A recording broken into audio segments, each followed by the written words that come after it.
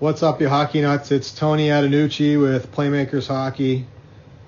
Today we're going to cover a textbook example of a three-man rush or a 3-on-2 by the Vancouver Canucks.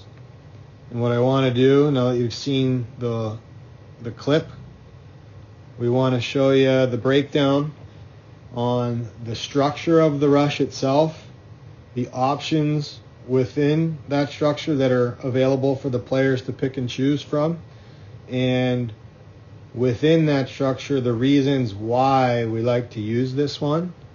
But as always in the game of hockey, there's lots of ways to do things. This is just an example of a 3-on-2 structure that has proven to provide some success.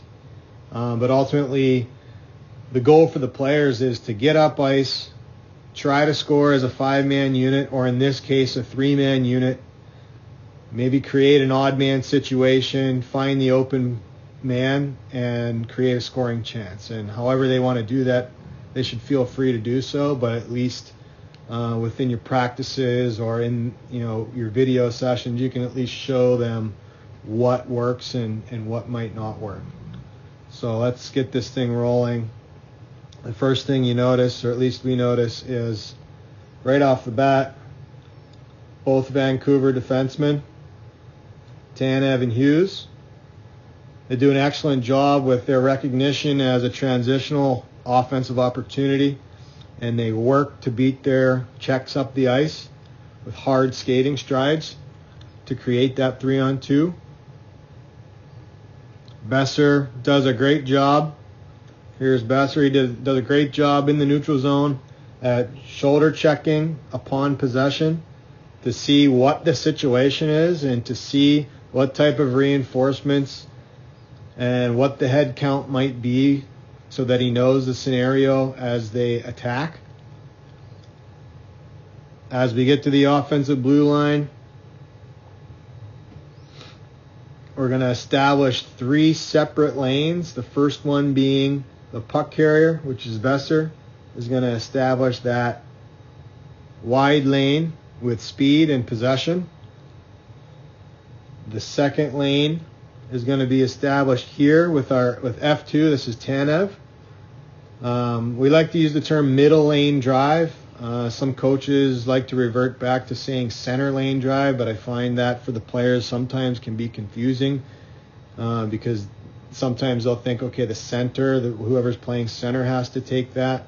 And in reality, it's just the second player over or the player nearest in puck support can be the one to take that lane. So Tanev recognizes he's the second guy over, and now he's going to drive middle ice. Okay, and that leaves our third lane to be filled by Quinn Hughes. And what we call this one is dot wide. He's going to find the dot lane. He's going to skate through that. And he's going to stay wide. And we'll get through each lane and tell you why we want that.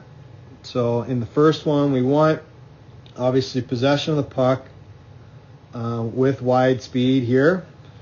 And the options there would be to drive, push this defenseman back, and go ahead and take a shot, maybe even through a small screen. Another option here is to find that middle lane driver and maybe look for a redirect as he's going to the net. And then the third option is going to be once this lane clears, you can find your F3, which is the guy that's dot wide. In this case, it's Quinn Hughes. And once that path clears, you can look to slide it over through that space in order to have a catch and release type situation for Quinn Hughes. Okay. Another option too would be to just maintain possession, slow up, and maybe find a fourth man if he's joining. But as you'll see, if he does that, it'll ultimately end up as a 3-on-3 because LA's got some back pressure. Okay, so what we've got here, you can see what's about to happen already. The puck is being sent through to that F3 in the dot wide lane, but what I want to make sure we cover here is the middle lane. So the middle lane driver, in this case Tanev, our instructions to players if they find themselves in this scenario here: when you are driving that middle lane, I personally like to have them go and attack this defenseman's inside shoulder. And the reason we like to do that is to push him back as far as possible to ultimately create this lane, but also it forces him to feel that 2-on-1. And then if you let this unfold just a tad, no matter what happens, whether it is this little net drive redirect, a shot, or this seam pass, right away, this defenseman is now boxed out. Okay, so Tanev is going to retain that good ice position, and that defenseman's not going to be able to recover. So any rebound or anything at the net front is now going to be Tanev's. And it also forces the other defenseman to respect him and inch over, which buys Quinn Hughes more time and space to make a decision once he gets this puck. Okay? Let's clear that. I'm going to back it up just a tad so we can see why we want F3. Okay? Why we want F3 to stay in this dot lane or dot wide. One is because this seam is now available.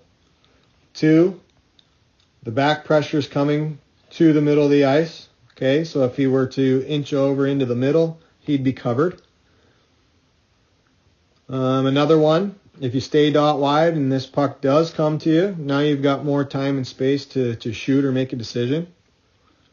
And then another option that I think gets overlooked is if the puck carrier, which is Boeser, decides to shoot it, decides to look for that ladder back play, that redirect play, and there's a rebound, or if he shoots it and it's a rim, because it went wide, it's a rim around the wall,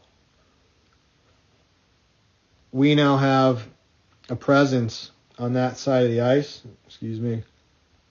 a presence on that side of the ice to make sure that we recover that puck, or we're able to play a rebound. Okay, so let's let this unfold a little bit, and you'll see, just as we said, the lane opened. Tanev goes to the net. He's got his stick on the ice. He's presented and available.